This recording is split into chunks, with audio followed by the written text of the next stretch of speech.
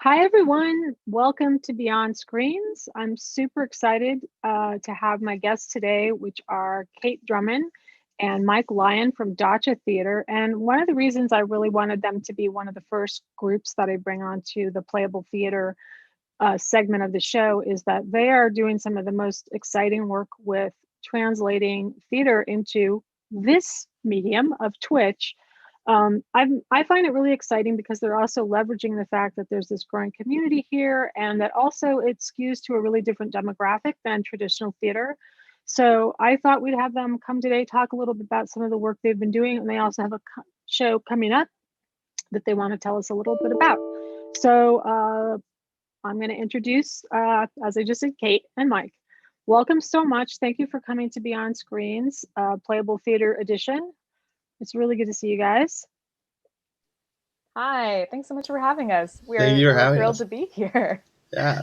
I wanted to start by just asking kind of a stupid question, but I think that probably one that a lot of people would like to know.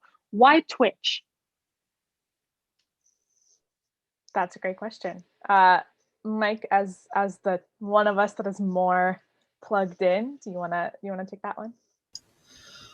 Yeah, I mean, we were when we started with our big stream show, Robot Face, in the fall, our first big stream show. We were had a long conversation about which platform to use, and we it's kind of Twitch feels aesthetically pleasing because it's meant for people to watch something together and chat. The alternatives were broadcasting to Facebook, which is not great because it's very hard to set who's watching, or to a closed YouTube stream. But YouTube, we kind of don't associate so much with live work, and the thing that I think we've everybody who's doing theater right now has struggled about is why are you doing anything live? Why not just pre-record something and have it be pre-recorded? So doing Twitch has the people watching on Twitch that are native Twitch users are used to seeing something live, so it makes sense to put live theater here. And then our audience, who probably most of them are not necessarily native Twitch users, they I think can come and get easily integrated into the platform, and the platform is built for a communal live watching experience. Yeah, I think another thing we've talked a lot about when we think about Twitch is that we as a theater company are very community minded. A lot of our mission is based on doing things as a group. So all of our work is devised, which I'm sure we'll talk a lot more about on some level. Whether we start with a script or not, we bring in devising into our room. Uh, and we also had a tradition of big, sprawling park summer shows. That has always kind of been our centerpiece of the season. And our first show that we did on Twitch, Robot Face, kind of took the place of that because we produced it in summer of 2020. Um, and something that's true about our park shows is that while we do ticket our shows, we ticket everything on a sliding scale with a pay what you can option. And we also, with park shows, allow people to walk up if they want to. And we'll say, hey, do you want to buy a ticket? And no matter what they say, they are welcome to stay and watch the show. Because what we mostly want is for them to be here with us. And so Twitch kind of let us approximate that experience online because we did have people stumble upon it and say, what is this? And we could say, well, this is what it is. If you want to buy a ticket, you can. Feel free to hang out. And it was so exciting to get to kind of still achieve that bumping into each other feeling on Twitch that I think a lot of us really miss being online.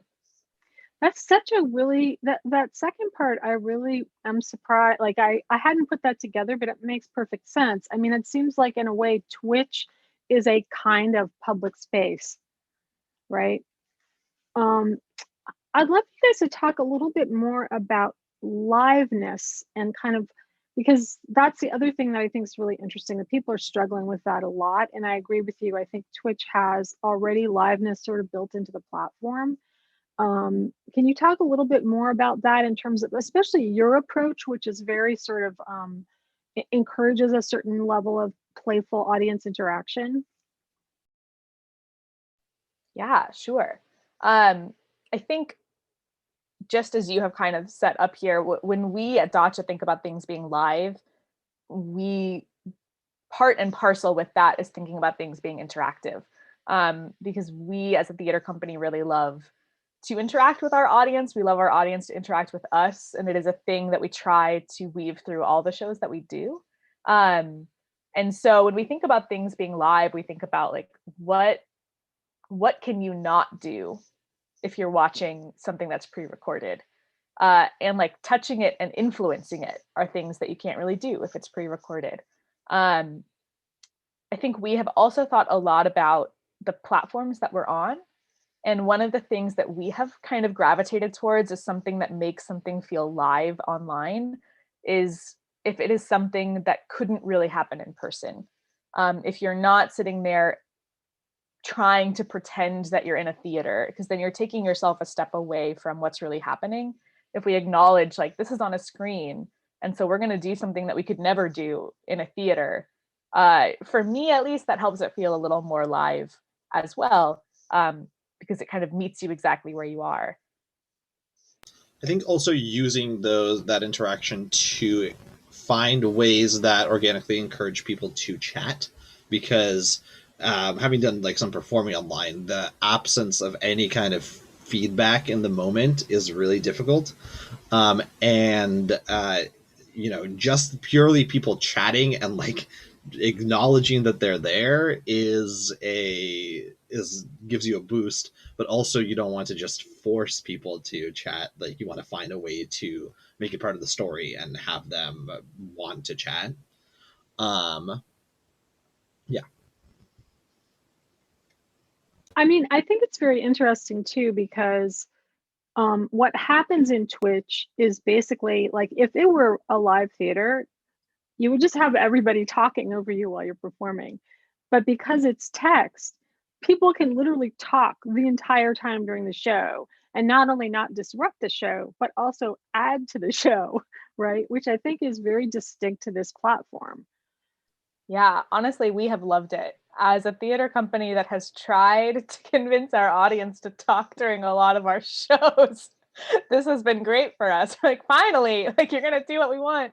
I mean, I'm thinking of, we started off doing Shakespeare a couple years ago when we first really launched, was a lot of what we did, and our Shakespeare is very interactive. I mean, we are big believers in just walking right up to you and talking to you.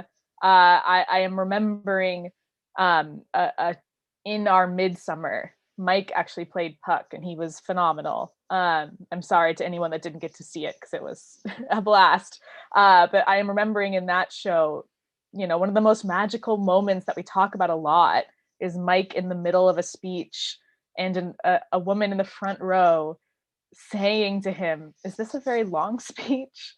And him saying, well, "Yeah, it's pretty long," and then keeping going.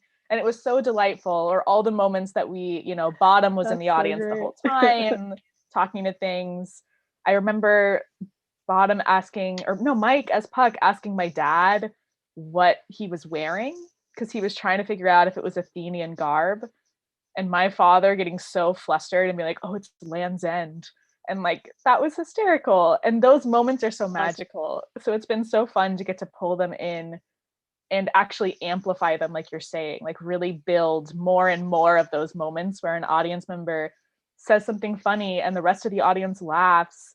And now that audience member is like, "Oh, I did that. I'm part of the thing that made this show special." Yeah, it's been really fun. One of my favorite moments in one of your guys' shows was in, I think it was Yarn, where the actors are going to this house and they find a notebook and then they upload it onto a website, and the audience then has to read this like 40-page document and tell the actors what information they find.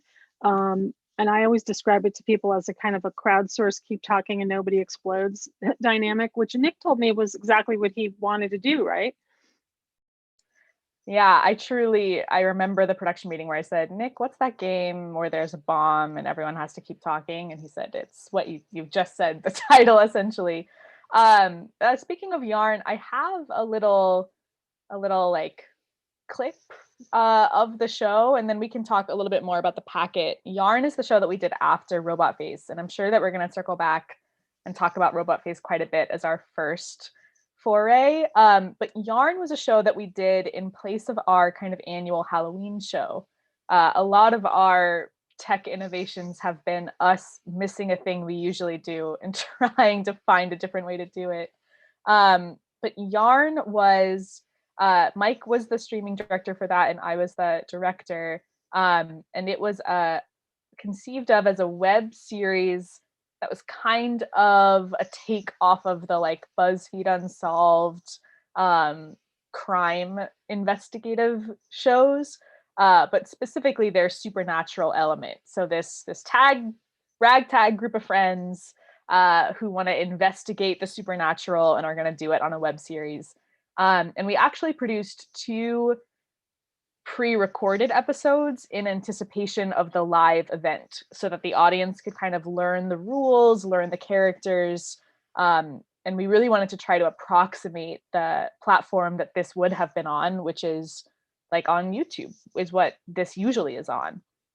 And then we did a live event on Friday the 13th, which we advertised as, you know, we think it'll be exactly the same as the pre-recorded web series and that absolutely nothing will go wrong. And everything will be fine. And of course, things did go wrong, and we needed to solicit the help of our Twitch audience to solve just the to mystery. also give the audience a little bit of broader context, because I think this is a very unique show in that it's not in one place. It moves around. The actors carry mobile phones around, and I believe it's a mix of pre-recorded and live, even though it all seems live, which starts to make it look a little bit like an ARG. So we can talk about that later when I have another question that has to do with that, and is a good segue to a Robot Face. So let's have a look. Definitely. Let's take a peek here.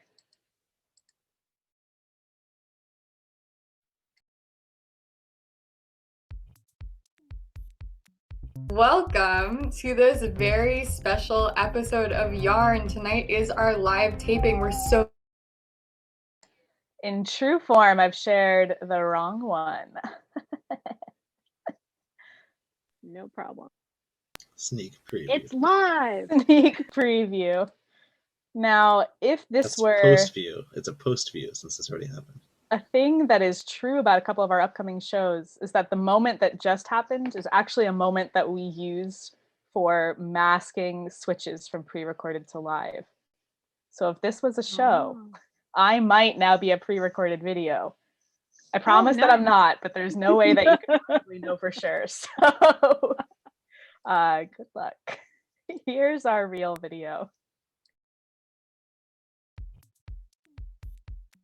Welcome to this very special episode of Yarn. Tonight is our live taping. We're so glad that you're here. We're on that Stevie Wonder track because today we're going to be unraveling superstitions. Okay, let's be quick with this. You know what? I think time is of the essence now. We need to save Dr. Al, and I think we're ready to go. Patching you in, Sophie and Val. Oh, there it is. All right. Thanks to your help, we found it. I feel like all I heard was screaming. I'm not sure how much help I'll be, but I'll do my best too. 3, 2, 1, 0. Okay.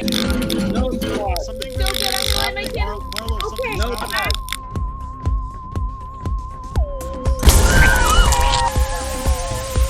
Three, 2, 1. Bloody Mary. Bloody Mary. Bloody Mary. Bloody Mary. Bloody Mary. Bloody Mary. Ridiculous, right? Because that would make you, what, like hundreds of... Say.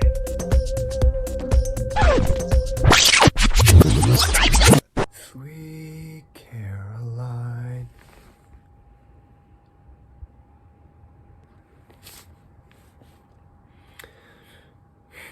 I thought that might work.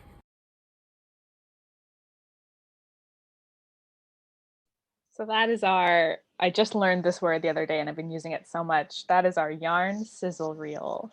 Kind of a peek behind the scenes. Yeah, and Yeah. Yarn also has that like idea of in a theater. I mean, Dacha loves site-specific work, so we frequently are in a theater, but we're not really in a theater. We're like on the shore of Lake Washington or something. So we have some immersion in the world, but it's possible but difficult to get your whole audience to a bunch of different locations throughout the show. You can of course move them or put them in a bus, but it And we requires have. some. Yeah, we haven't put them in a bus yet, but we may at some Oh, we point. have moved them. I missed you say bus, Mike. We Yeah, have yeah. seriously considered renting a boat and putting people on it. But we since we're online anyway, it seems like why just stick around in your home? Why not go out into the world as long as you're able to do that in a way that's distant? And so that has been an exciting opportunity that we used in Yarn a lot, and also to transform parts of the home to look like we put them in a garage. And said that they were entering the basement of some watchtower, that we filmed them getting to the watchtower, and that was pre-recorded, but we acted like it was alive, and we used a security camera footage for the garage to make it look like they're in a different space. Yeah, one of the things I really wanted to talk about, and this show is a particularly good thing to talk about, is sort of the aesthetics of I don't know exactly, I guess a live video, and the fact that, we see a lot of these shows that are sort of trying to look like a TV production, but they don't really do a very good job. And I think one of the things, when I was describing Yarn to somebody, I said it kind of feels a little bit like the Blair Witch Project. It kind of has that handmade feel to it. And the fact that there's different styles of video mixed together actually make it better, I think. Can you talk a little bit about like the sort of production design, art direction involved in using different kinds of video technology? Yeah, absolutely. So part of the way that we kind of came to the live event was making those pre-recorded web series. I think was a really important part of our process because it gave something for us to match. We kind of taught our audience what it looked like for it to be pre-recorded, and then we used that knowledge to, in some ways, just trick them. We played around with things like establishing that there was this streaming character that was just Mike as our streamer, but we called him JP, who we'd ask him to patch things in, and all of these little signals that things are live. Another signal that we played around with a lot was like a vertical video or a very shaky camera. So to look at a couple things here, I'm gonna. While Kate's pulling it up, it was just so delightful to constantly be saying, "Yes, I'm patching you in," and then playing a pre-recorded video. It was like on my end for myself, it was a very fun experience. I think that mixing the two is really brilliant. Yeah. So this is actually just a recording of our live show, our Twitch show. Beth and Minky here in their boxes are live the whole time. There was nothing pre-recorded of Beth and Minky as our hosts, but because we were streaming to Twitch, and the way that we streamed our web series was also by streaming the pre-record to Twitch. We showed them all in a watch party with live hosts at the top and the bottom. We were able to use, and it's kind of dark on my screen, but hopefully you can see in the background here that they're on top of this beautiful yarn background that our graphic designer for this show, who was Nick O'Leary, made for us. And by putting them on here, we matched the visual of what was pre-recorded and started to kind of meld that world. So Beth and Minky appear the same as they do in our pre-record, but they're actually live. And this is about to cut to one of our pre-recorded moments that we are in the same live. Are they in the same room and everything in the recorded? Yeah, they're truly in the exact same setup as they are when they're pre-recorded. But the two actors are not in the same room. Yeah, the two actors are in their homes. But this background is not a green screen. It is Minky actually did this red yarn installation in his room. He could not open his closet fully for the 4 weeks that we were in production. So a lot of dedication there. But this is a cut to one of our pre-records. Patching you in. Get that patch. Might be again. suggesting a poison frog. Yeah. So this Lil second Lion Ryan clip is following that up with a pre-recorded. frog-based Mhm. assassination Nice. attempt. I mean, I don't know if Dr. Al has like enemies really. That seems like a lot, but It's funny. Have you ever? Maybe I went back too far. JP. But I see Okay, what you Sophie did. You Val, put that. patching you in. Yeah, there we are. So this is Okay. pre-recorded. This is it. This is Dr. Al's house. We made it. Val, why don't you go in first? Okay, yeah, here. If he's okay. I see him. And if you're looking for it, the cuts, you see the cuts. Like what dog? Okay. So there's a cut. Okay, Sophie, you have to come in now. I got Dr. Al moved upstairs. He's still paralyzed. We have another moment that I think we fooled more people with, which is them arriving on site. So we're gonna circle back to this packet, I think.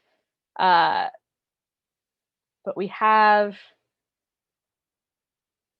this is our actors arriving in a location that has been told to them by our live audience. So our live audience has gone into the research packet, has figured out that they need to go to the Finney Ridge air raid tower. We, behind the scenes, knew and hoped that they would figure this out and have pre-recorded their arrival at the air raid tower. Hey, Oh, okay. Oh, great. Okay, I heard them. So There? I think that we're So I this think we're able to get in is contact. live. Hey guys. So we have a team prepping with Marlo. They are we currently think that standing there is, outside of the onslaught, garage of their basically, is house. what you're up against. And we they have are a team live prepping on with their Marlo to phone, distract it, to make sure you two can on Zoom, undetected. So they have receiving the a information plan of that they're where they picking need to up. go. And then we will send them on location. And patch them in. And that's all recorded. And that is all recorded here. Right, here we go. Patching you in. So But everyone's in the same costumes, and so, wow. I like the way you pivoted the camera as well, because I think people associate cell phones with the vertical. So it kind of, again, it makes it a little more there it is. authentic and also crunchy in a good way. Thanks to your help, we found it. And they find something that looks like the stairs to their house. This is it. They head down around the corner. We swap back to our front-facing camera to imply that we are there. Ah, so you basically, that's great. But the next shot isn't in that location. Right. They're This expect- shot is at their What's house something several blocks besides away. pizza? Bob Ross. And then they're able to go through the door, enter the garage. And as Mike was alluding to, in the garage, we switched feeds again to have, this is a cell phone. They've set their cell phone up. We're getting a live feed from their cell phone. And then this is a Ethernet enabled security camera that we found to get a different angle. So this is live, but it looks much more. Is kind of the other crunchy and camera scary. that's happening at the same time also live? They're both, yeah, everything in this room is live. Their phone is like here in the corner. So we're cutting, Mike as the streamer is cutting between feeds here. That's so depending on great. what looks best. Yeah. A moment we maybe should have pre-recorded was this moment of them getting splat by the beast. We chose to not pre-record it because we enjoyed seeing actors scream in real time. Yeah, that's a classic director, right, sadism thing. Yeah, exactly. I think just watching that back, just, something occurs to me is that I think film is a lot less forgiving of magical realism or any kind, or not necessarily magical realism, but like in not literal staging. So having the show happen on a platform that is integral to the style of show. Like, these shows are supposed to be made on cell phone cameras because, like you said, the kind of Blair Witch vibe that allows us to kind of cheat and not have to have a full video scale production. So Well, I think it's really, I mean, one of the things that I love about Dacha is that you guys are able to get a lot done without a lot of resources. And when I was doing, in the fall, I was auditing a theater class. We talked about this a little bit. And one of the things that I realized was that, first of all, everybody has a camera, like your phone is a camera. And I also, one of the pieces that I did in the class, I said, what if we put 2 cameras on each actor? And, everybody was like, what? Like, but I think what's interesting that's happening right now, and there was a really good article about this in Variety like a month ago about how theater makers are becoming filmmakers or media makers. And so what's interesting here is you're combining techniques that are typically associated with film and theater, but as you pointed out, people's expectation of live theater is different. So you can use those techniques, but at the same time, you can sort of kludge your way into something that feels authentic. Yeah, absolutely. The last Mike talking about the kind of affordances that being on our phones give us, as opposed to kind of a full film setup, reminded me of another thing that was kind of a bizarrely helpful thing as we produced Yarn, which is that we, especially for our pre-recorded episodes, we recorded all of the on-site footage prior to recording the desk chats where we describe what it is that we did. And there were a few times that we realized that we needed the moment that we had filmed 3 hours outside of the city, 2 ferry rides away, to be a different moment than we actually had. And the amazing thing about filming in the summer of 2020 is that everyone has masks on, and it was pretty easy to dub over the dialogue that we actually wanted. For instance, in the clip we showed of Emily on the porch there, she didn't actually say, "It smells like wet dog." She said, "It's so cold out here," or something like that. And once we had created the puzzle, we knew that that was a clue. In the research packet, we talk a lot about the wet dog, our Dr. Al victim from the beginning of the show. The only thing we find from him is a note saying something smelled like a wet dog. We have another witness saying that. And so we realized we really needed Emily in that moment to have said that. And so we had the actor re-record the line, and we slipped it under there. And hopefully nobody was the wiser. Until now. Until now, yeah. Secrets of Yarn revealed. This chat is really just us pulling the curtain back. That's so funny. Do you guys know, I mean, I'm curious about how much influence or overlap there is with alternate reality games with this piece. Did you guys study that genre at all or borrow anything from it, or? Not a ton. It is actually a thing that I, at least personally, don't have a ton of experience with. I think we pulled a lot more from things like the Blair Witch Project of kind of handheld footage. How can we make something feel, how can we use sound and the shakiness of a camera to make something feel like there's something just off camera that you can't see. But I am eager to hear about the overlaps because it's a thing that we have wondered about a little bit. I think also, I also don't have a ton of experience with the ARG, but as far as I understand, it kind of parallels immersive theater in that, in immersive theater, you might walk around a space in real life and find some clues or talk to a character and get some clues to use to solve a quest or a puzzle. And ARG, the immersive space, is just the internet. So it's similar. Or maybe I'll let you talk about what it is, Celia. But I think that's how we arrived at a similar place. Is just that now our immersive space is opened up to anything you can do on your computer.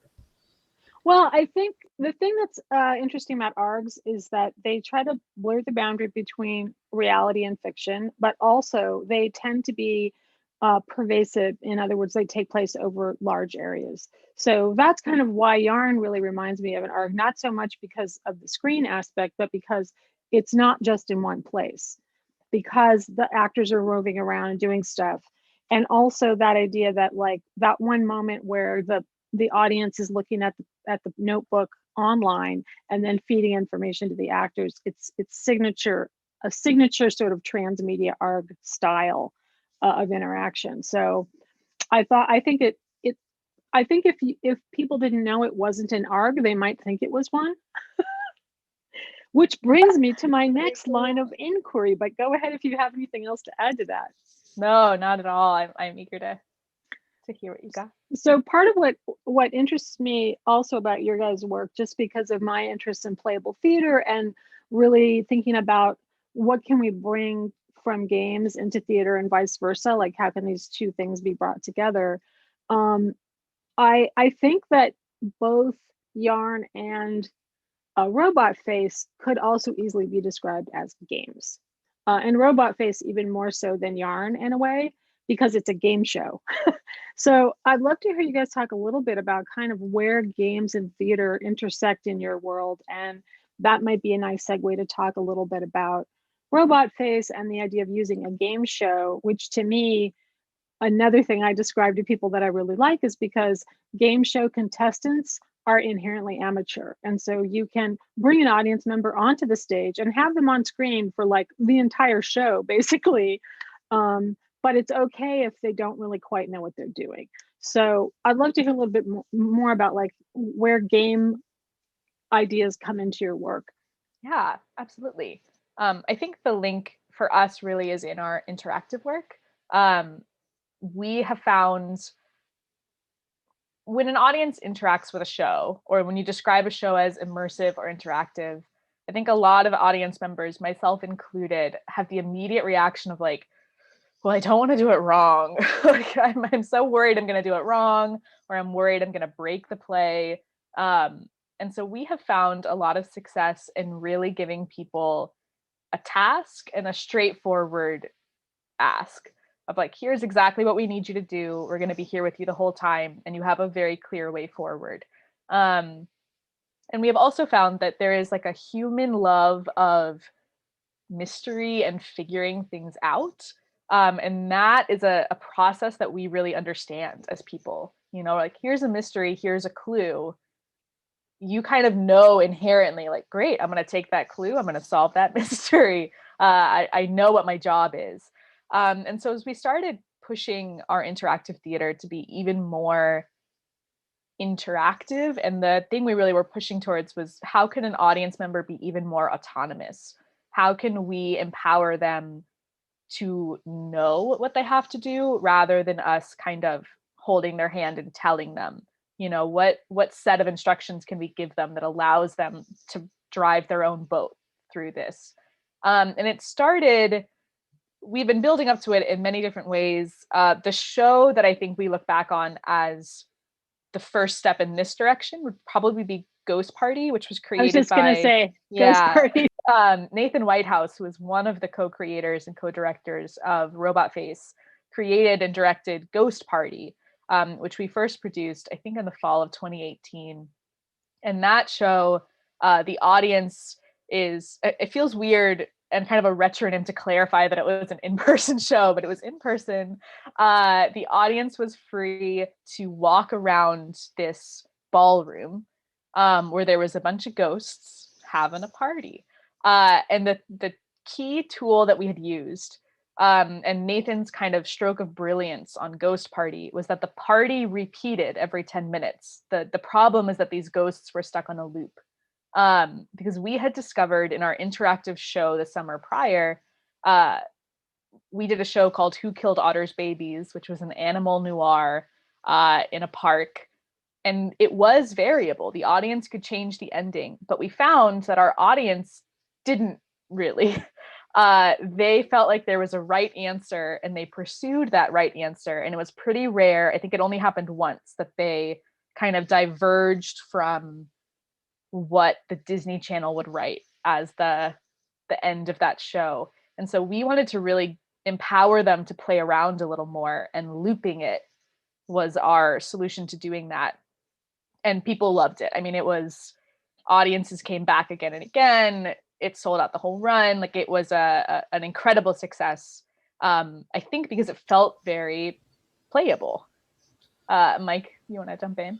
Yeah, well, just to add, I think like Nathan, who's a creator of Ghost Party and one of the creators of Robot Face, has a lot of experience and interest in video games, and Nick O'Leary, the other creator of Robot Face, has a lot of interest in board games. And I think as both of them are interested in theater as well, but I think that angle of, you play video games, you play board games, you have a lot of agency.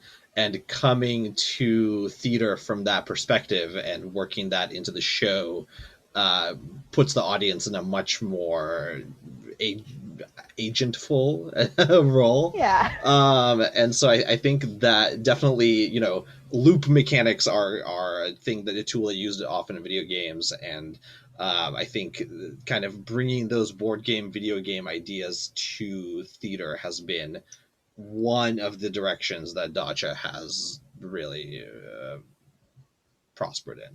Yeah, another big tool that I think arcs over both of those shows, and also on the show we're currently working on, which I'm sure we'll talk about a little bit after Robot Face, just teasing you all ahead, is the idea of failure as being a really useful tool to allow and in fact encourage our audience to fail early on at the task that they're trying. Both kind of assuages that fear, right? Once they fail at it once, it's like, look, nothing broke. Everything's okay. The show is going to continue.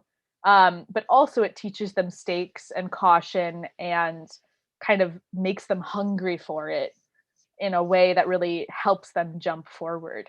So there's a winning and a losing. I love that idea because a lot of people, there's a lot of talk about one of the things that games teach people is how to fail well.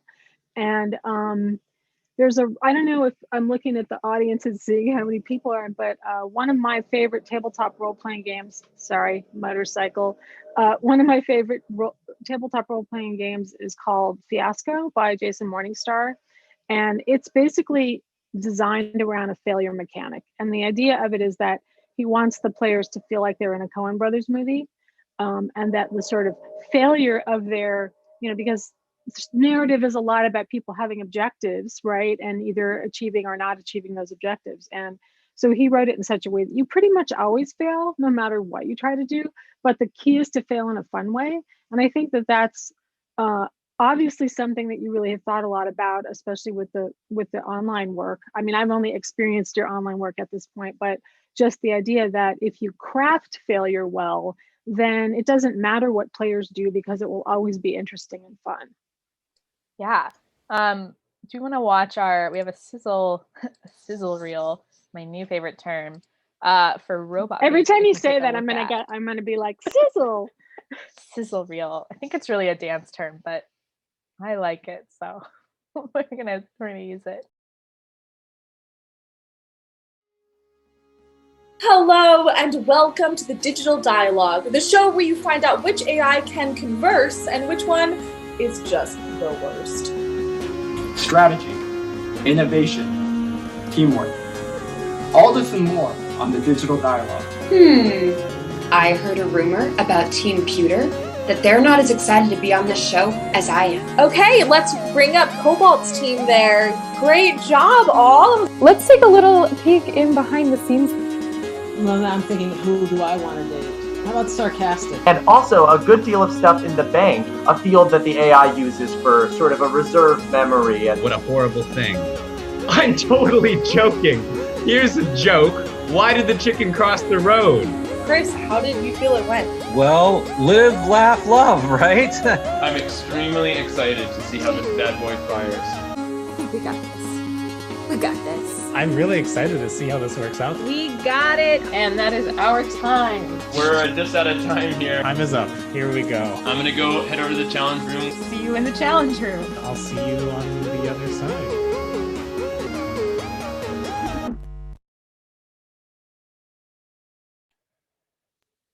So Robot Face, a true delight.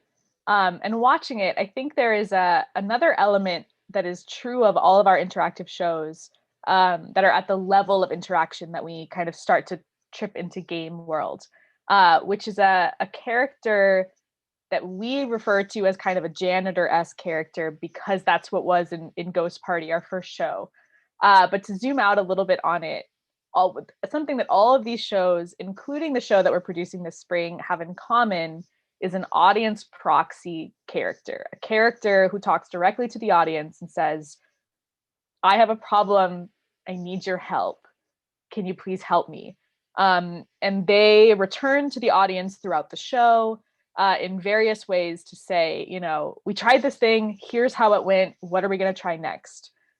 In Ghost Party, it was the literal janitor of the building who was surrounded by all these ghosts and needed some help.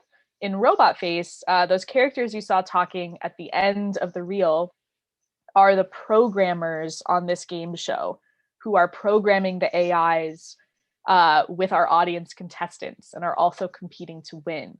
And that way, the audience is always talking to them.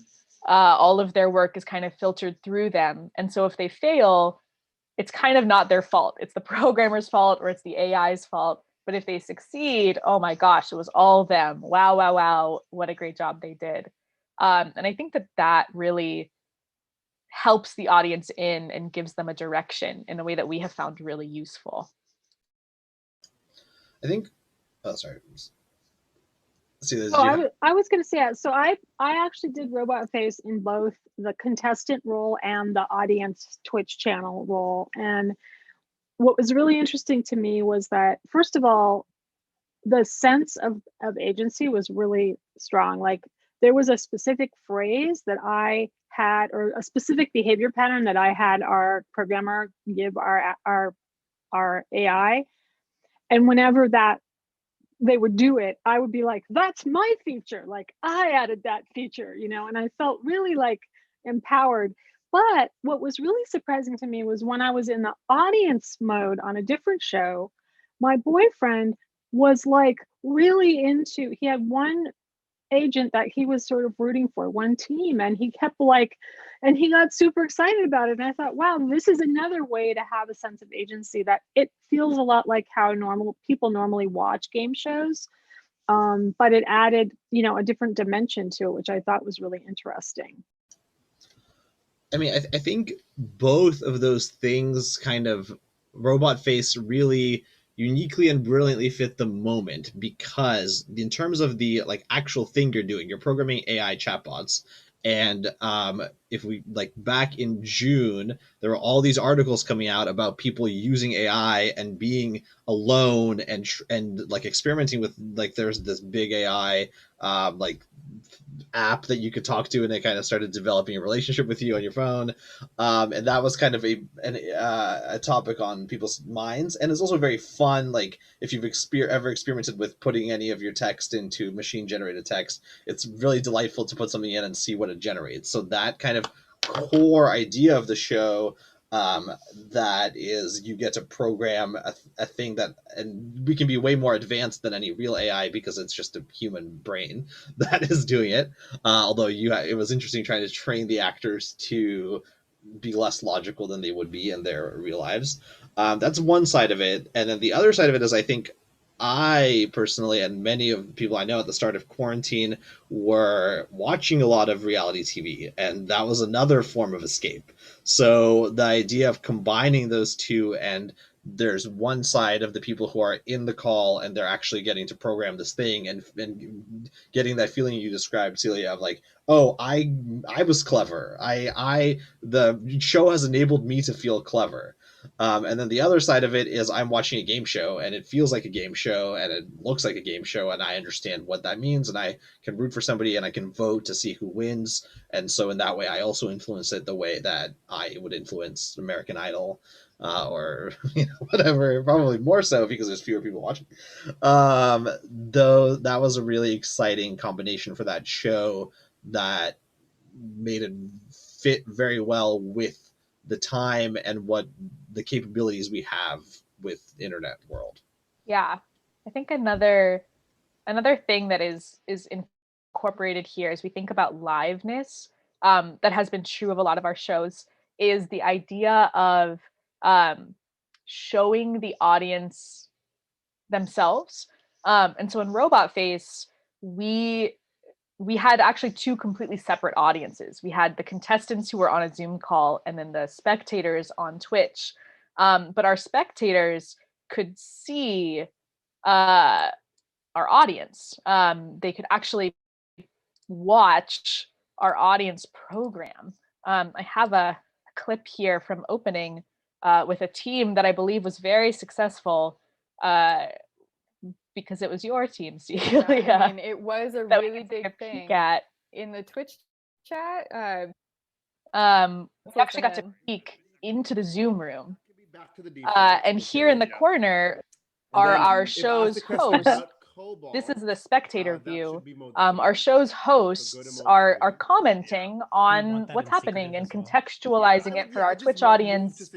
But the Twitch audience gets to see real audience members actually doing it, actually inputting the code. And I think that goes to that kind of buy and build of, it's going to be different every night because you can see the audience doing it. We're showing you all of the places where randomization comes in or where chance comes in, or just human influence. I've one comment and then another question. Actually, two kind of related questions. The first comment is, I actually know a little bit about AI, and one of the things I know is that when AI compliments people, they like it better. And so the feature I added was a compliment feature.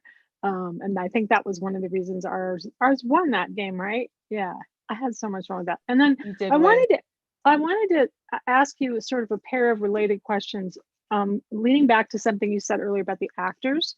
So you said we had to train the actors to be less logical. Interesting. I'm curious about just a little bit under the hood about this, because I thought that the interface, the AI programming interface, was quite brilliant. It looked like a real simplified programming language, like something like Squeak or something like that.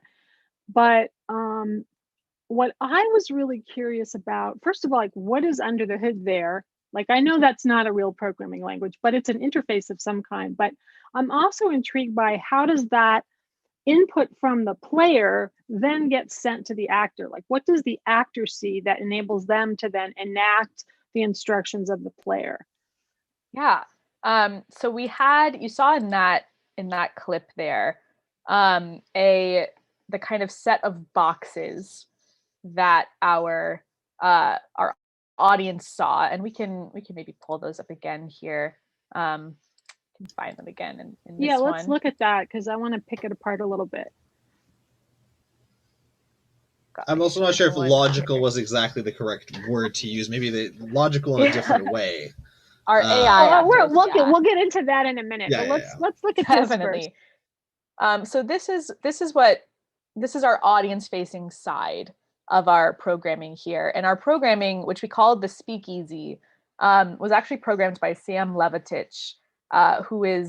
He is incredible, and it is actually a website that our programmer actor has this website open, and they are looking at the viewing mode here, or the editing mode rather. And so they're putting in modes here with, kind of coding language like say, converse, extrapolate, activate, and set tone. And then this is the bank, which we explain as being a flavor tool for the AI. This is where the AI pulls if it doesn't know what else to say. On the actor side, the way that we did this was that the Speakeasy actually had a second setting that was viewing mode. And this is what our actor saw. So our programmers could see this whole thing, and you can see this is actually from the night that they programmed one of our AIs to admit the love of their programmer to a different programmer. So there's a declaration of love here in the programming, but our programmer would click on the thing that they were supposed to do. And then this section up here is what our AI would see. So they just saw a little box. I guess they saw the bank as well. So they kind of see all of this that told them what they should do. It told them their mode, their tone, if they had an accent they had to use. And then the command would go here. So if it's just converse, you can see converse highlighted in red here, because that's the thing that has just been clicked. If they clicked, say, Cobalt, what's yours? This here would become, say, Cobalt, what's yours? And that way the actor... So wait, are you saying that there was a live programmer telling the actors what to do in real time? There was a live programmer... You're freaking kidding me. That's insane. Telling our AIs in real time. And it was the programmer who was in the room with the audience, so they had some control in that they saw the audience program, so they had some idea of what the audience wanted. They didn't necessarily make it happen, but they could interpret well. And the difference between the say function and the extrapolate from function is that say is just the AI will just say that and nothing else. And extrapolate from, they'll say what you programmed and then they'll continue speaking. And if you see the random number up in the top left corner, the random number was how this was kind of the place of, in terms of how logical your speech is going to be and how connected. The higher the randomness, I forget which direction, but one way or the other, it's higher free association and one is more on topic. And then they would throw in phrases from the bank into their association based on the extrapolate command. So, you could, the more extrapolate commands you programmed into your AI, the more unexpected results it would yield, but also you had a higher chance of it kind of spouting nonsense if you got a lot of randomness. And there's people... sorry, Mike. I was just gonna say there's I think there are many folks, or at least a few correct who worked on Robot Face in the chat, so feel free to chime in as well about your experiences, correct me if I say something incorrect. I believe this programmer is in fact in our chat today, so if you are in fact, feel free to chime in, Cobalt programmer. Well, I think this also is kind of interesting though, because it sort of emphasizes the fact that there's no way you could do this live in person. There's no way. Yeah, we could maybe figure it out, but it would be a way worse. So we have, if we want to peek at it, I have in fact a clip of this code running. And we can see here that our AI actor got at least one highly incorrect cue from random. So I think we're going to see it run in a perhaps delightfully unsuccessful way. But we do have this code from the show, so that we can take a peek at what it looked like to the audience. First date. Cool. Okay, all right. Up next, we have Cobalt. All right, Cobalt, I'm going to remind you of that last little bit of challenge text. Then, just on time, a person sits down at the table opposite you. Who could it be? This must be. So you can see the front-facing part of this code here in the corner. Dating, huh? I'm having a great night because I know the truth. Bacon was never a dog. Bacon was my heart. And Pewter stole my bacon. Or rather, Esther stole my heart. And also, Esther stole my dog. Wait a minute, I'm a little confused. What does Esther have to do with it? My programmer has a lot of unspoken feelings. Please, read the code for my heart. So we've just heard her say a bank phrase here. Please read the code for my heart. Pulling that in. One other thing about this code, and then we can move on to other things that I find so delightful, is that this audience, in fact, this first sentence is a say function. So the first thing that the AI said was fully scripted by our audience, but they have scripted it to sound like the AI went off the rails, because they say, and Pewter stole my, bacon was my heart, and Pewter stole my bacon, or rather, Esther stole my heart, and also Esther stole my dog, which sounds like a rambling AI, but was in fact our Completely audience hard programming that in. Oh, that's crazy. Which is just delightful. And when we talk about, autonomous audience members, it's fun to see. But now that we're on the topic of Esther, I also wanted to mention that you also have a kind of a backstory subplot between the programmers. And so in my group, my programmer was the one that had the feelings for Esther.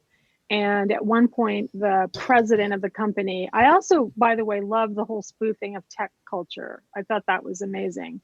And the ads, the weird ads in between. But the boss comes into our session and sort of pulls the programmer aside and scolds him for his problems with Esther. And then we, the players, are talking to him about his problem with Esther, which has nothing to do with the AI, right? But it introduces this other sort of completely different narrative that's intersecting across the characters, which I thought was also really cool. And that was kind of an interesting, different experiences for different types of audience, because there were 4 different programming rooms with different programmers. They each had their story arc. If you were in the Zoom call audience and in that room, you would get to see that story arc play all the way through. If you were on Twitch watching the show, we would do different shows, featured different arcs. So you would get to see clips from one programmer throughout the show and get to see their arc, but you wouldn't see the other ones. And you would also get to see commercials that the people on the Zoom call didn't get to see. So there was a lot of variability depending on what type of audience you were, which is great because it encourages people to see the show a bunch of times. It was a good repeat experience in that respect, I think. Hey, can we talk a little bit about how you guys work with actors? Because I think this is one of the more sort of, from a sort of theater practice perspective, one of the more avant-garde sides of what you do. And the scripting of the AIs is a good segue to this. You had mentioned earlier, Kate, devising kind of in passing. I know that some of the people in our audience are theater people and know what that is, but a lot of people come from games. So I'd love it if you could tell us, just in a sort of simple way, define what devising is, and then talk about sort of the secret sauce of Dacha's particular way of doing devising. Yeah, absolutely. So devising at its heart is the idea of creating communally, kind of like crowdsourcing theater in the rehearsal room almost. You're taking ideas from everyone in the room and trying to discover or share creatively together. So for some of our shows, like Robot Face, like Yarn in many respects, and to a certain extent, like the show we're currently working on, Secret Admirer, these shows begin with a devising process rather than a show like when we produced Jen Silverman's The Moors. That script already existed. That script was locked, it existed, it was created, and we, purchased the rights to it. So in that show, devising looks a little different for us. But in a show like Robot Face, that is genuinely devised from the ground up, that means at the beginning, a lot of times we're casting actors into an ensemble rather than into roles. We're saying, hey, we're doing this project. Do you want to come do it with us? Do you want to come make this with us? And in the early days of Robot Face, it meant doing things like playing around with what kind of reality show this was, playing around with how our AIs spoke, discovering things like their physicality or their speech patterns, and really trying to come up with it together. The idea is the whole cast and hopefully a lot of our designers are in the room together with writers, with directors, with choreographers when we're in person, trying out ideas. And we kind of do lateral thinking, right? The idea can come from anywhere. We want to take the kind of spotlight off of just a director to be the one who somehow dreams up a beautiful moment. Maybe that moment is dreamed up by our lighting designer who's in the room that day and happened to turn on the light and it hit someone really cool. And we went, oh my gosh, this should be the final moment. So trying to kind of come up with that together. And one of the things that makes us, I think one of the things that allows us to do things as apparently complex as Robot Face or as kind of audacious as Yarn, and in our upcoming show, which has many different iterations on any given night, one of the things that makes that possible is that our actors were involved in the creation of it. And when you create something, you know it better. You learn it as you create it, rather than in a traditional show where you have to learn something that already exists and kind of hard memorize it in a way. So because if we think about our programmers in Robot Face, they essentially improvised with you for 80% of the show. They had those scripted scenes with other actors, but when it was just them and the audience, they didn't have a script because they didn't know what you were going to say. They're just going to talk to you like a human. So because they created that character, they have the agency to say what they know to be true. And maybe they'll say something for the first time that night. We had a running list in Robot Face. Our actor that played Duncan Smith, who was the boss of Apex Dynamics, was in the position of being the last judge, which, and this is perhaps a spoiler, forgive us if this breaks your heart, folks at home, but it was hardwired that no AI would ever never get a vote. Everyone was voted for at least once, because we didn't want any audience member to walk away being like they hated by a robot. But because he was the last judge, he was frequently in the position of needing to vote for an AI who maybe was a little weirder than the others, or who had done something kind of off the rails. And his way of doing that usually was to invent something in his history that meant that it really meant a lot to him. So if an AI talked about a turtle, he would say, you know, well, I actually had a pet turtle and I lost it, and so I love this AI and I'm going to vote for it. And we had a running list of all the things he said over the course of the run. But that kind of autonomy as an actor is a lot harder to do in a show that you didn't create the character for.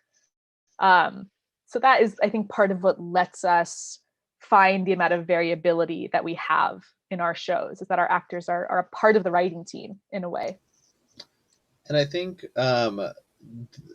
also a big part of that, like what Kate was talking about with lateral thinking, is just big sense of play.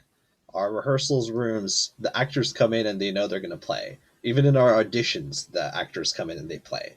And we constantly are playing. And that, I think that feeling translates into the performance. And the ultimate goal is that the audience will also come and play. And so that starts at the beginning. If the performers are playing, then hopefully the audience will feel that energy and play as well. Can I talk a little bit as a sort of a segue to the new show about the session that I did with you guys, the devising session? Yeah. So I wanted to do a session with Dacha that was about what I'm calling affordance-based devising, where we were really focusing on how to push the various aspects of the technology. And so we just did a series. Nick and I co-ran it. Nick is a director that works with Dacha and a designer, and he does a little bit of everything, right? Game design, directing, whatever. So we came up with a bunch of different exercises, and what really impressed me, and funny, after we did the session with you guys, I said to Nick, I said, that was really fun, but I feel like they don't need this. Because I feel like you guys already are doing the thing we were trying to do. But there were a few things that I loved so much out of that. One of them was Mike did a thing where there were a couple things Mike did that really blew me away. One of them was placing a ladder on a staircase so that it looked like he was going up a ladder when he was really going horizontally. I thought that was great. But the best one was the thing with the shovel and the phone being dragged on the ground. It basically made a scene that looked like you were a corpse being dragged and buried in the backyard. You just attached the phone to, how did you do that? That was so funny. Shout out to Megan Lettuce Tomato in the chat. They were a big part of creating that scene. Oh, cool. They directed that. Yeah.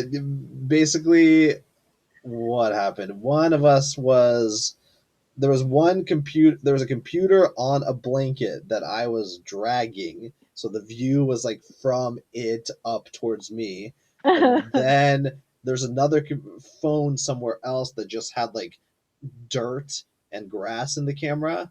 And then we got closer, and then I started digging in front of that other phone, so it became clear that your view was the body being buried, which just came out of us like throwing some screens up and Megan be like, wait, that kind of looks like you're carrying a body. Do that. And I was like, yeah, that sounds great.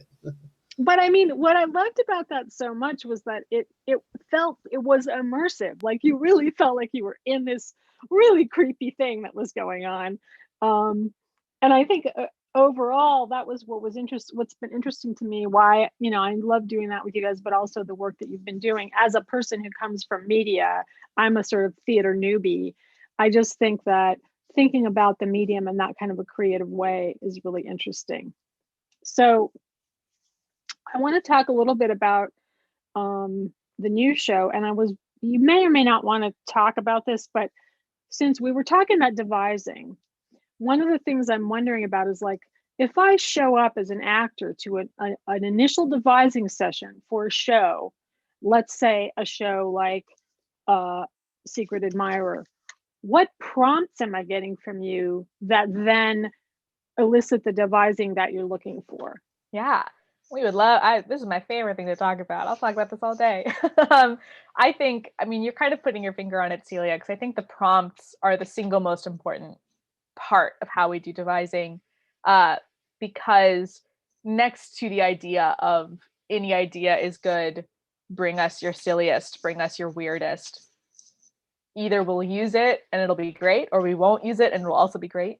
But with the prompts, I mean, the single worst thing that I've ever been asked to do is having a director or a creator say, okay, please make something cool. You have 6 minutes. See you soon. You know, like, it just, your brain screeches to a stop. You forget every cool thing you've ever seen. And you're like, well, I guess I'll hand you a piece of paper. Like, I really don't know. And so we have so many prompts. And for Secret Admirer, I, as the director, came up with a good number of them, but I had the very good fortune on this show of working with an incredibly strong directing or a writing team of Danielle Molman, who is the creator and head writer on the show, and then Ryan Long, who is a company member, and we have produced some of their work in staged readings. They also worked on Ghost Party, and so they are coming in with a ton of experience on these kind of devising prompts, and especially looking towards an interactive show. And so we bring in devising prompts like, think of, create a character. This character is going to be in high school. And the way that you're going to create them is just thinking of the answers to questions like, what do they do after school? What do they have for breakfast? You know, what is their superlative? What's their favorite piece of clothing? And kind of starting with very base level things and then starting to pull in juicier questions, right? Of like, what is the thing that no one knows about this person? Secret Admirer, as you might see in the name, is based a lot on the currency and stakes of secrets when you're in middle and high school. When you're that age and you're trading secrets as a way to show who you trust, who you like, to tell someone that you like them. You might tell them a secret about yourself, or perhaps more likely a secret about someone else that you know. And so for this show, it was a lot of devising secrets and coming up with, like, what's a secret what is a secret you kept from your parents? What's a secret you kept from your friends? What is a secret that you had in the year 2007 if we assume that you graduated high school in 2008? You know, like pulling all of those kind of very specific prompts, and then taking those and saying, all right, now we have this list of 30 secrets. Let's figure out which ones seem juicy. Let's narrow it down. Great. Now we have a list of 10 secrets. If we know that this is true, what else do we know about this person? If we assume it to be true that they have a secret that they used to steal their parents' car and drive through McDonald's late at night without a driver's license, what else is true about them? What do we know about their relationship with their parents? Well, we know they have a car. We know they have parents. We know they live near McDonald's. But then starting to go further and further. And so it's that kind of, it's almost, I mean, you do this in improv all the time. You do this in writing all the time. You know, if this is true, what else is true? We just kind of put it up on its feet in a devising room. I mean, the process of devising, I think I would say this, but it sounds kind of game-like to me. But it's also interesting because, like, when I took that improv class 2 summers ago, the conclusion that I drew from it was I wasn't good at it. You know, even though I'm a pretty good LARPer, like I get a lot of compliments on being fun to LARP with, and it's because I can't just come up with nothing from nothing. Like, I don't need a lot of stuff to hang my performance on. Just 1 or 2 words or like a sentence is all I need. But to ask to be stepped onto a stage and just suddenly be a character with nothing from nowhere was impossible for me. So it's really interesting that it's just a little bit of those kind of tidbits that then let people build up. It doesn't take that much to start it, but for me, I just can't do it from nothing. I mean, granted, I'm not an actor, so I shouldn't even really be talking about it, but Mike, did you want to follow? Oh yeah, just to also, like, devising is usually an early part of the process, and then the key kind of difference between that and full-fledged improv is that then you set things and then you rehearse them. So, you know, even if you're told the worst case scenario, like Kate said, somebody says go make something that's 6 minutes long, that's cool. The worst thing that happens is that in that rehearsal you don't make a cool thing, and then that thing isn't in the show. But like, you're not in front of an audience and you don't have you the also pressure. can, like, you can also tease little pieces out. Like there might Yeah, be exactly. a moment in a scene like, we hate this, but we love this facial expression or whatever, right? What is so I haven't really talked to Nick that much about what Secret Admirer is, but is there a game aspect? Is there an audience interaction paradigm that's interesting to talk about? Absolutely. There is, in fact, a literal, we have moved even closer. There is a literal game in Secret Admirer, in that Nick O'Leary is our game designer on the show, and he has designed a board game that the actors will actually be playing over the course of the show. I want to jump in here for the game audience. If people don't know Nick, in addition to being a theater director, he also worked at Tilt Factor with Mary Flanagan, and has worked on a bunch of her sort of activist board games. So if there's any Tilt Factor fans out there, that's the connection with Nick. Yeah. So this show, Secret Admirer, was pitched to us by Danielle Moment, who is a playwright local here in Seattle. We are huge fans of her. I know she's in the chat, and so I'm kind of intentionally trying to embarrass her with this, but she's incredibly talented and had already been kind of pushing boundaries on her own with some digital work. She produced Nexus Online, which Mike actually was an actor in early in the pandemic. I think she beat us to it in some ways. That was multiple different real life pairs of actors that were in the same place, most of them real life couples, producing one of her plays in many different places across the country and streaming it. But after Danielle saw Robot Face, we had scheduled to produce a different show of Danielle's in person last spring.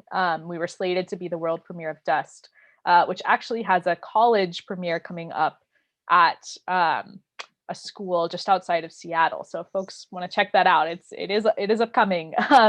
But obviously the pandemic happened and we didn't produce that show. And we had been, keeping in touch and trying to find other ways to work together. And after Robot Face, Danielle had this pitch for a show. I think it was originally more of a radio play that was based on these highly gendered electronic games from the 90s, like Dream Phone and Mystery Date. That what if it's 4 friends getting back together to play this game now that they're adults?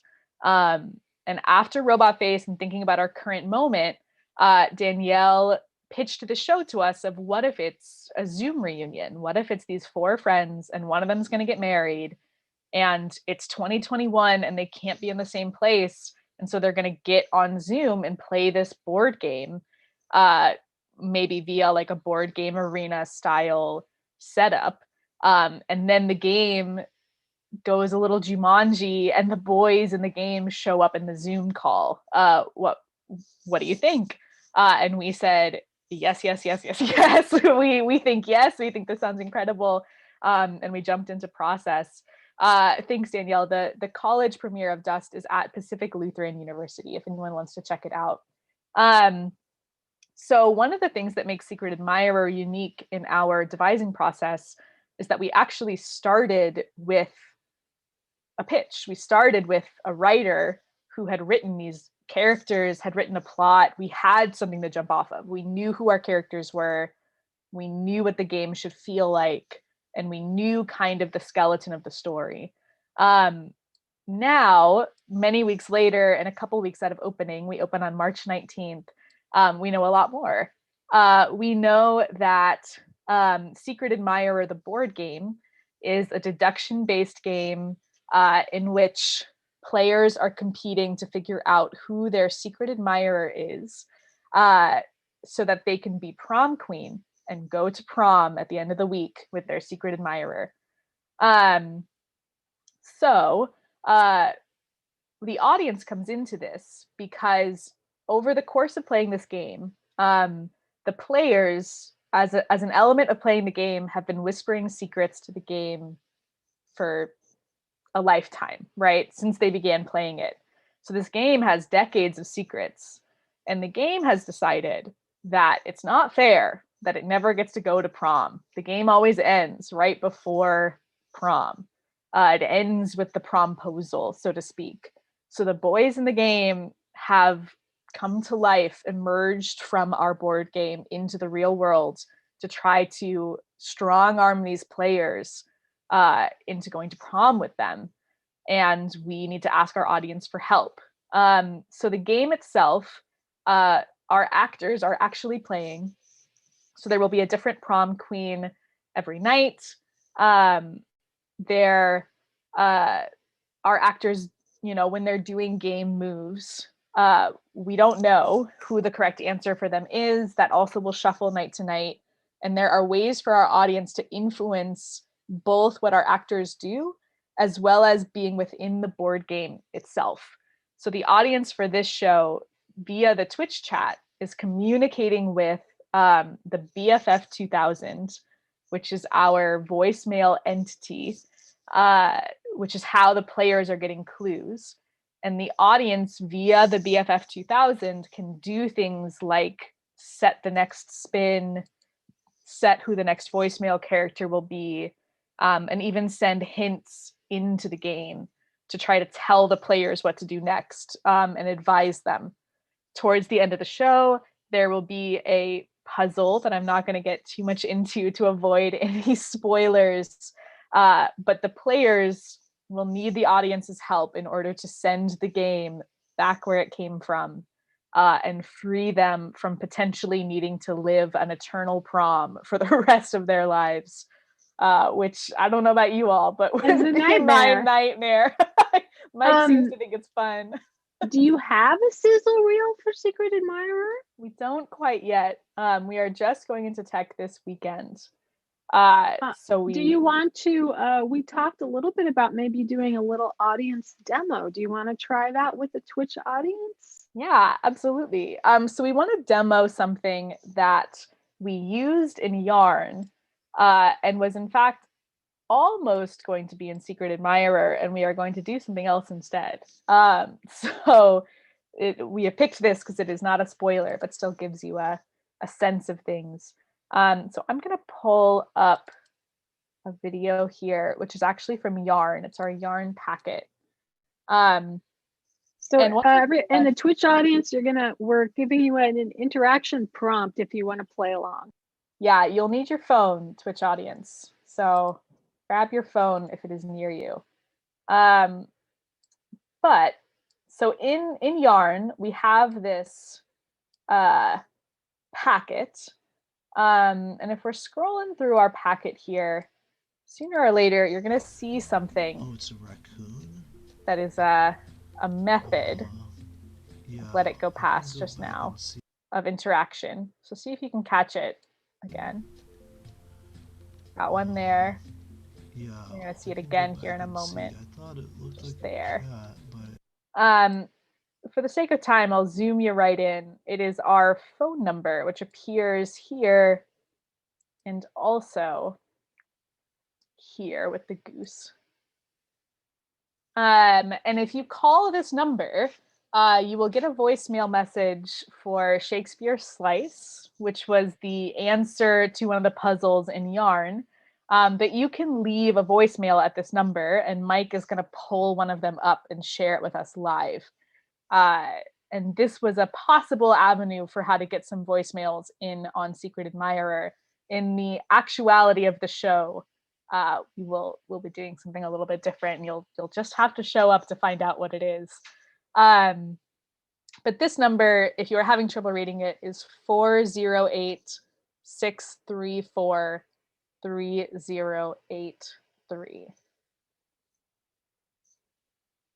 And Mike, let me know when you see one, and I'll pull the screen share down. I typed it in the chat as well. Perfect. Maybe I'll go ahead and pull this down. I don't think there's nothing coming in quite yet. We'll see if somebody gives us a call, which we'd love. I can play the voicemail recording for now. Yeah, this is what you'll hear if you call this number. But 1 second.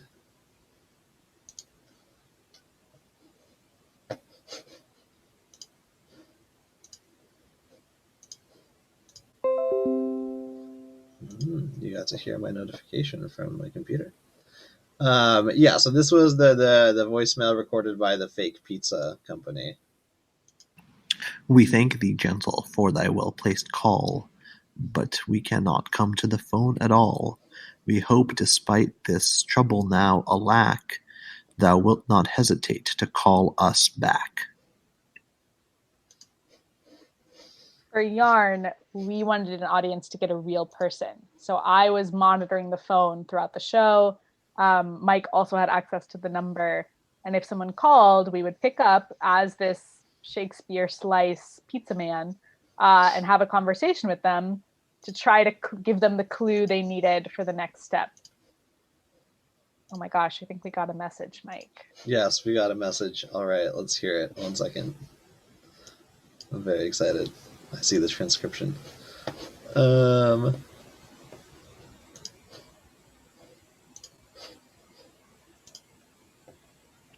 I was wondering if I could order a very large pizza, like potentially large enough to cover, I don't know, like a 8-foot tall cryptid. I was just thinking that might be an interesting way to lure them into my backyard. If you can take a special order like that, thanks so much. Call me back. Bye.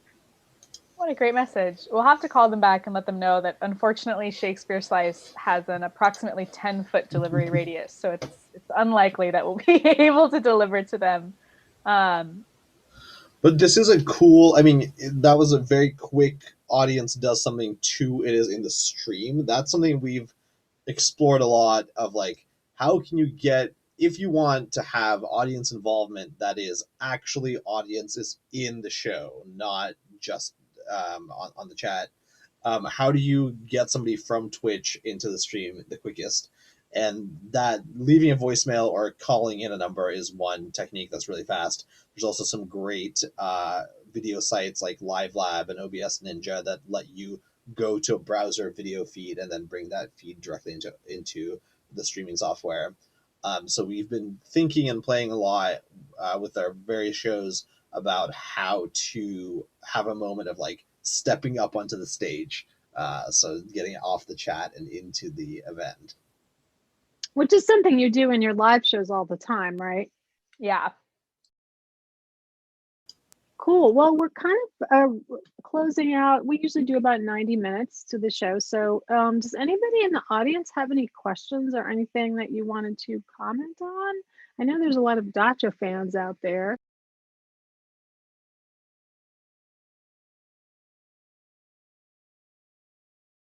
I'm not seeing anything just yet.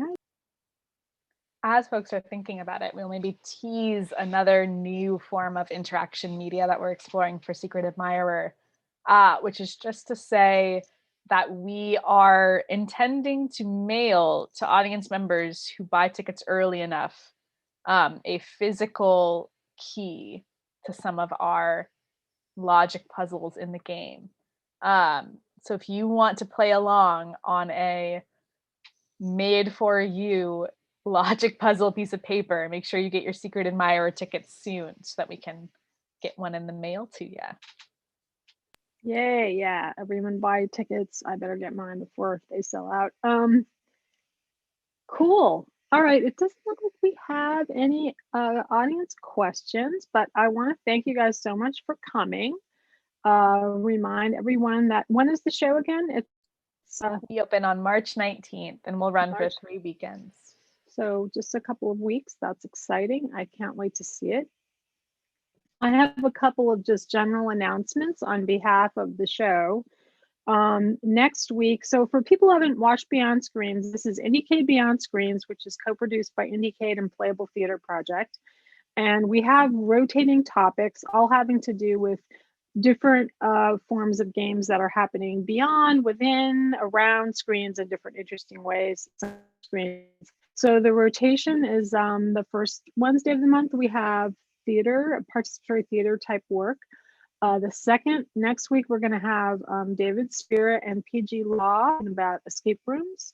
The following week is going to be big games and new sports with Come Out and Play. And then the last Wednesday of the month, we have Alt Control with Alistair Aitchison, who's also kind of a theater person as well, and Tatiana DeSantos.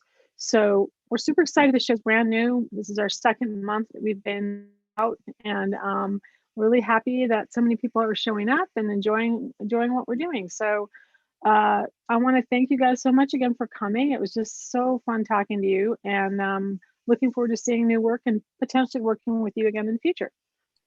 Thanks so much for having us. It was a blast. Thank you. Super fun to talk about all these shows.